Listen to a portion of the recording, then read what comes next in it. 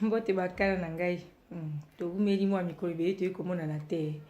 Bato babengi ngai balobi na ngai na buku nde eyindi kuna mpona bolumbu ya tata wana bino moko boyebi. Bolumbu ya moko mpe eli nango mabe te. Eyalaki mabe. Oyo wana yali ngondo mpenza mikro wana abimisaki yango. Alingaki mwasi wana ayemba. Kwa mwasi wana oyebeki noko yemba akapela no osali yango ya malamu te mama.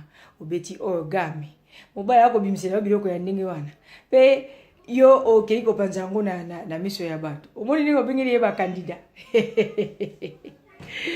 Mikolo muntu asako be Papi Mboma apesi mikro.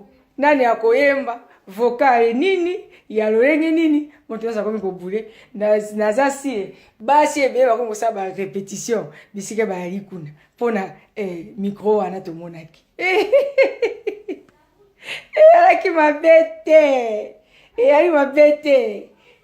Owani yali esike ekomaka bisiko misusu ekomaka te. Eyalaki mabete ngai mpe namoni obe komona namoni obe na miso nayokaki sango namoni.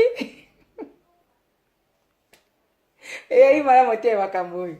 Ngali malamu te kosambwisa mikro wana. Ngai nasepeli mpo namoni kasi eyali malamu te okende kobimisa intimité ya yo na mobali po lokola bobebani na mobali okamata intimité na yo bimisa ngo na libanda wana nde yali malamu te botika makambo wana kosambwisaka bato boye kosambwisaka ba mitaka misusu be mitaka misusu kosambwisa yali kitoko yali okataki soko lobido bimisi ni wana bato bakofinga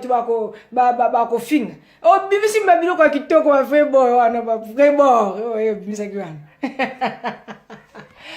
Ngai veroko na tiki vile makala ngai na lingi video mingi ngai kana sa mwa commentaire moko amike mingi bakonza ba répétition pour na micro wana Papi Mboma mayembela yo emboni nyo bandeko.